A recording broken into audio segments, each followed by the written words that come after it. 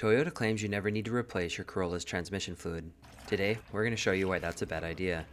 We're going to help you make sure you order the correct fluid, because throwing in the traditional red ATF fluid might be a costly mistake. Join us at DIY Around the Home as we detail how to perform the job right and save you a lot of money in the short and long term. Traditional car manufacturers are under pressure to lower total cost of ownership to better compete with the easier to maintain electric vehicles flooding the market.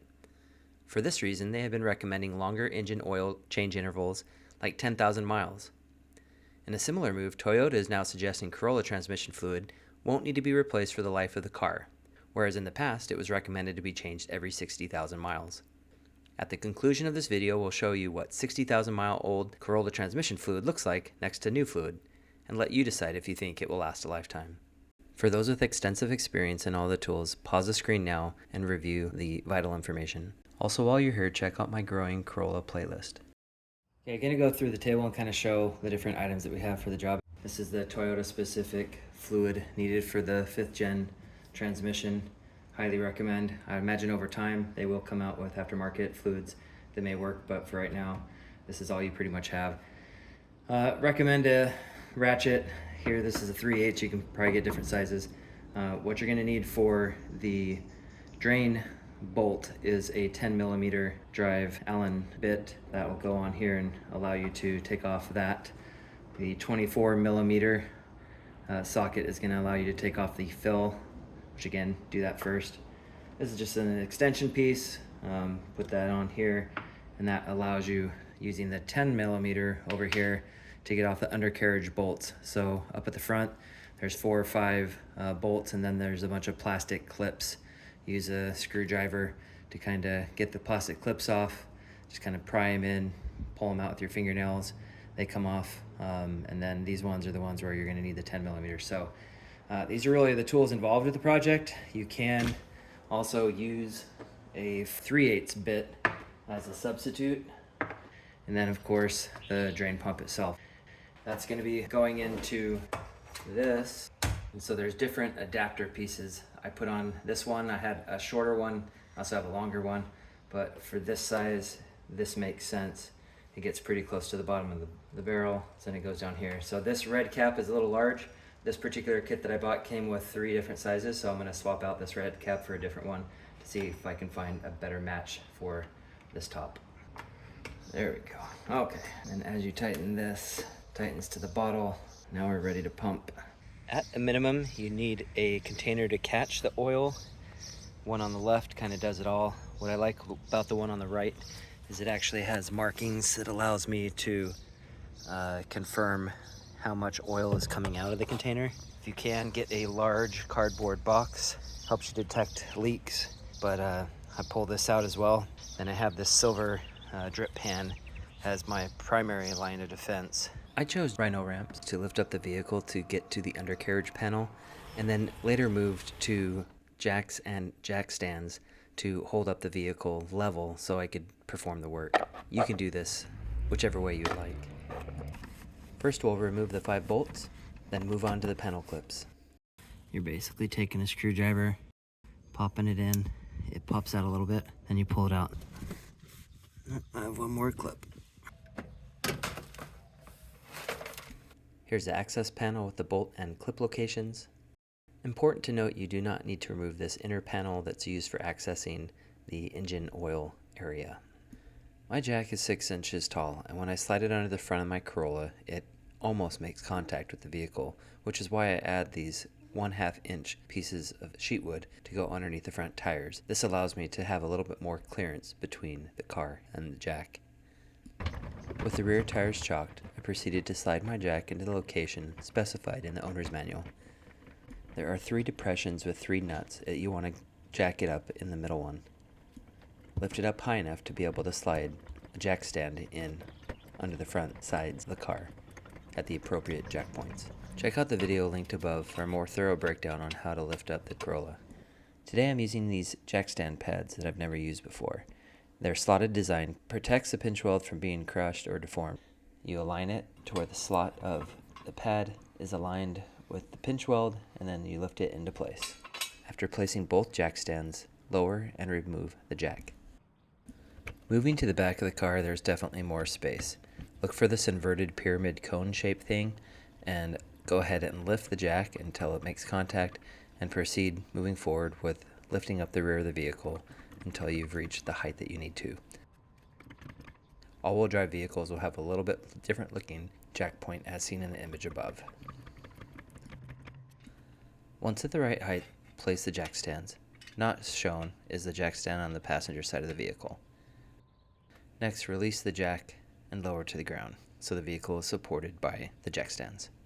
When going below, I found it helpful to be in this orientation. The transaxle is this large silver metal housing with the drain bolt located here. The fill hole is on the passenger side of the transaxle housing up high. With your 24mm socket, it's now time to release the fill bolt. This may be tight. If that is the case, get a longer bar to provide more leverage and crank it off. In my case, it was pretty tight. With the fill bolt removed, it is now safe to remove the oil. With your 10mm hex socket bit, release the drain bolt. Remember, lefty-loosey, righty-tighty. So in this case, twist to the left. In the ideal scenario, you drive the car before doing the work and get the transmission warm so the fluid is extra runny and loose. In my particular case, I let it cool down quite a bit so I didn't end up wearing gloves. Ultimately, gloves would probably be the smarter thing so you're not absorbing different types of weird chemicals into your skin. The yellow fluid exiting the transaxle looks pretty clear. You're going to see a different story when we pour it out into a cup later in the video. To get the bolt out of the oil, I use this telescoping magnet. This product, along with all the other products used in this video, will be linked below in the description. Okay, here we are with the old fluid. You can kind of see on the mark, it's just a bit below the 3-quart mark. Verify that the table is flat by taking a level from left to right. It's pretty close to level. Then from front to back, pretty level. So we know what we're looking at here is pretty accurate. So just under 3 quarts. Here's an up-close view of the fill bolt and washer, hollow on the back side. Unlike the drain bolt, which is filled with a magnetic backing which pulls and attracts shavings found in the oil. Definitely have a little bit. Did wipe away a tiny bit already. A little gray right there that you see in the sheet. There's definitely a tiny bit of shavings for transmission. That is extremely low based on experience changing out transmission fluid in the past.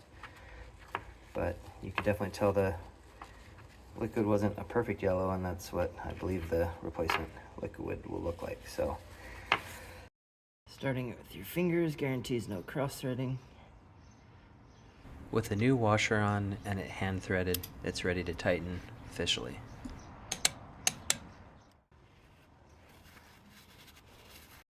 Due to the minimal space, move the bottle into this location so you have room for the pump to extend upwards into the void, signaled here.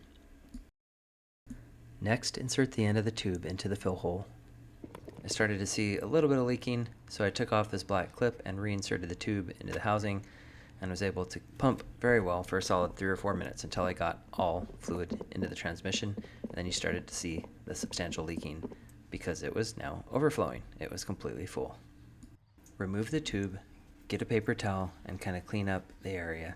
Then take your fill plug and tighten it back in, hand tight. If you have a torque wrench, set it to 37 foot-pounds and tighten the bolt. Righty-tighty. You can see it's just right there, right under the 1, so we ended up using a little over 3 liters. Again, there was some waste on the pan, but pretty close to what we pulled out, so I feel very confident we're at the right level. There is no dipstick on this transaxle. The only way that you know that you filled it the right amount is that the fill plug overflows. So in my opinion, you do that until it substantially is overflowing and then you stop. So let's compare the new fluid that is supposed to last the life of the Corolla to the Toyota TE transaxle fluid that has been used for 60,000 miles. As you can see, the used on the right is full of contaminants. It looks significantly worse than the new oil. It goes to show that replacing the oil every 60,000 miles at a minimum makes sense. I, for one, am going to start performing a drain and fill every 30,000 miles moving forward. With how nasty this oil looks, I'd rather play it safe. So what do you think? Are we crazy for not listening to Toyota? Are there other reasons that we've maybe not considered? Would love to see your comments below. As mentioned earlier, we've linked all the items in the video description below. Which, by the way, if you click on one of those links and buy something, shortly after I might get a small kickback at no cost to you. Also, there's a way to help small creators like myself via the Super Thanks button below the video. And lastly, it wouldn't be a video from the internet if I didn't ask you to hit the subscribe button. At least my pleading was at the end of the video, so you didn't have to sit through that before getting the information you came for. Regardless of what you may or may not do, I appreciate your time.